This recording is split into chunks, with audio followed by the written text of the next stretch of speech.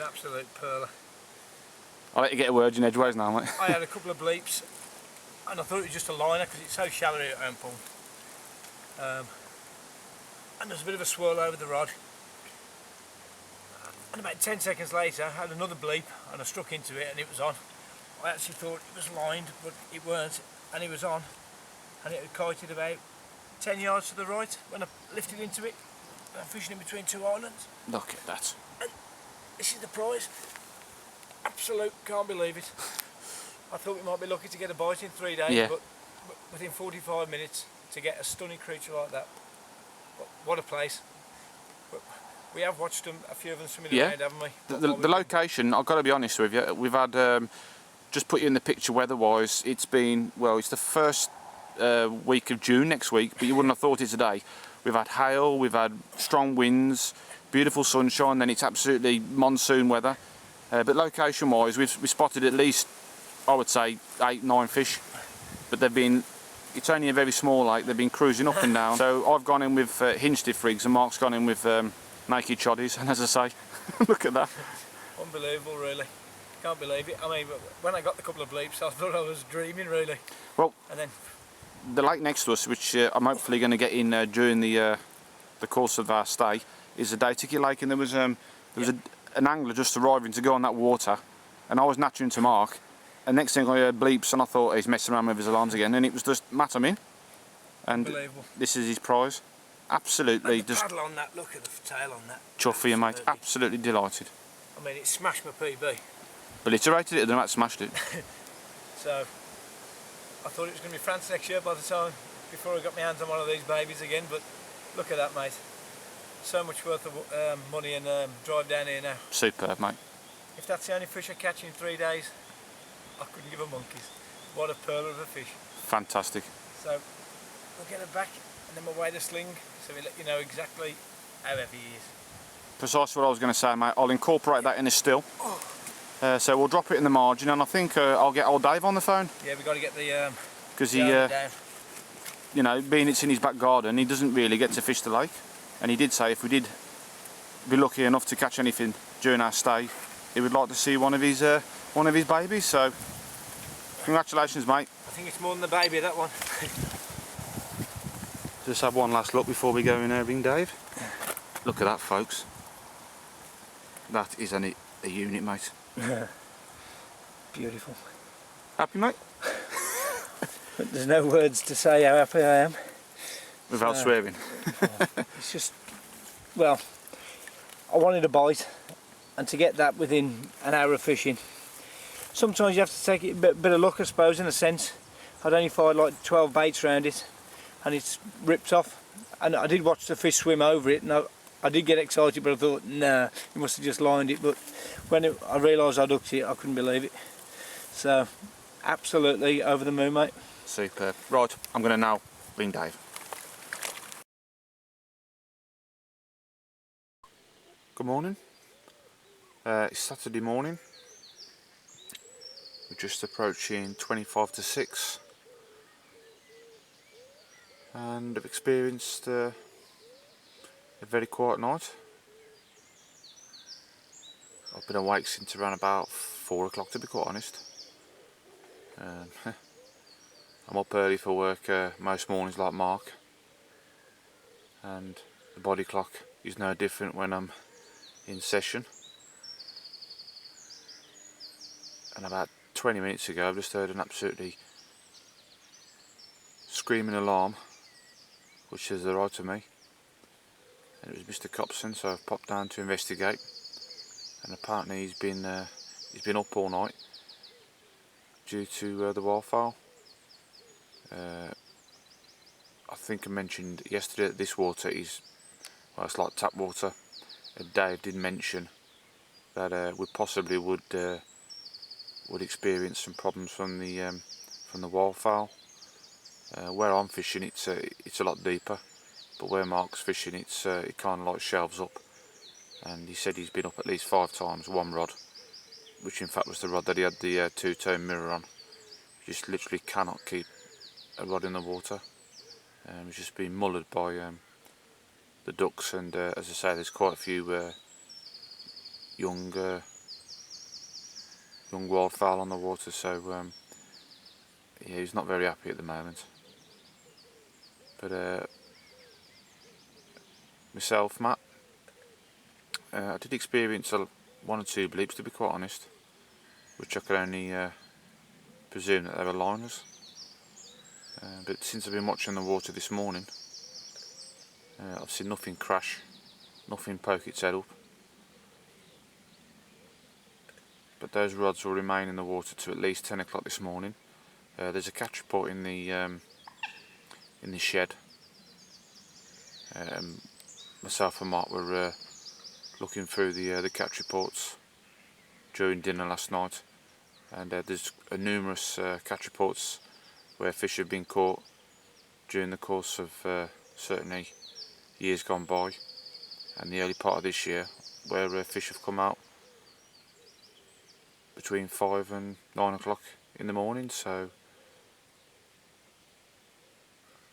as I say, those rods will remain in the water until around about 10 o'clock, where I'll bring them back out to put fresh baits on and re-spot them. Nice and dry at the moment, as you can see. Not the warmest, and to be quite honest, it was quite a cold night, which is, apologies for me repeating myself, but for the last week in May going into June, it's ridiculous. I think this time last year everyone was in shorts and t-shirts. It was proper tropical conditions, but far from it on on the start of this session.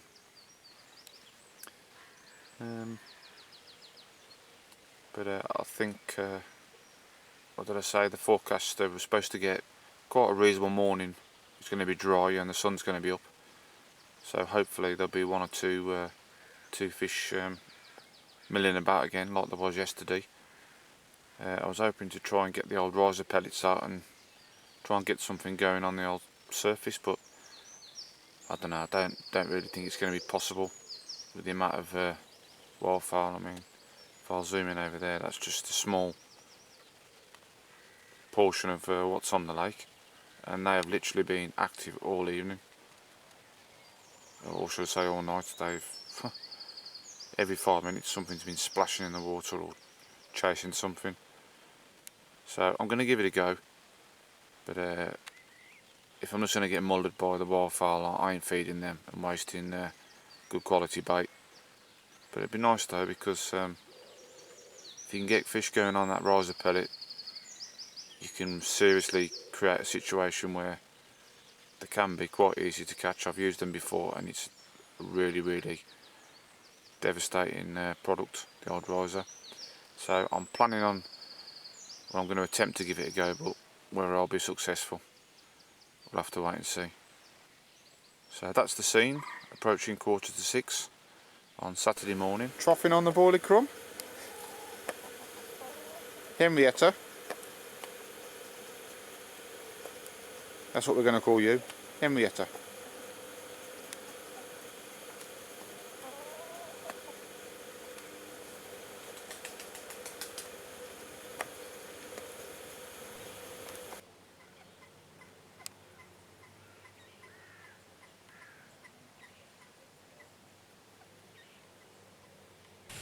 Right then, it's just approaching 10 AM. I've reeled in and I'm on the other side of the lake, and I don't know if you can make that out there, folks. There's a couple of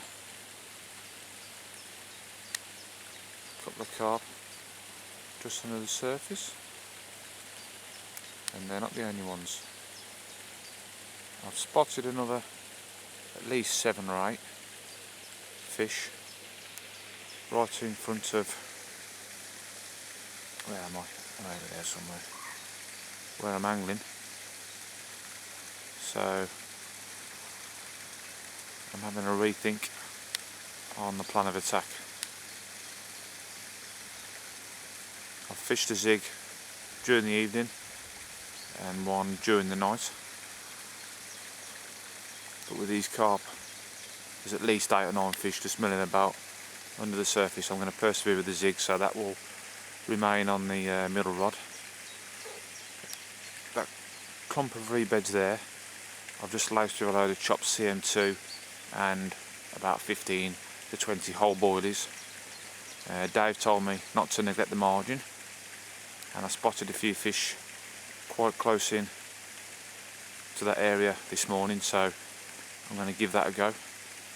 And my left hand rod, which was fished just on the corner of that island, I'm now going to cast to the far margin, and there I'm going to lace about 2 or 3 rod lengths from the bank some products by Nash. Right, what we got? We got some slicker hemp, which is part of the new 2015 particle range from Nash. Absolutely superb, full of chili flakes, and the slick that's produced, well, that's exactly what it says on the tin. It's slickers. And combined with the slicker hemp, I'm going to be adding some key bottom baits and some 4G squid. 4G squid is, well, 4G stands for 4th generation. Basically it's a mixture between the monster squid, Scopex squid combined. It's just an absolutely, it smells wonderful. Talking to Gary Bayes at the Northern Angling Show, the reason he's brought that out, because he's made it even better in his opinion than the Scopex squid and the monster squid. So, as I say, I'm going to add quite a good bed of that, about 2 to 3 rod lengths away from this bank here, which I'm situated on, which is right opposite the swim. Because David said do not neglect the margins at all, and as I'm talking to you, there's one, I don't know if this camera's going to pick it up, one right down the corner, roughly where I'm going to put some bait in. So you can't get any better info than people who are here all the time, and the reason they're there all the time is because there's the lake and there's the house. Right then, I'm itching to get this bait in the swim and back round to get the rods back out, so let's see how this one materialises. Catch up with you later, folks.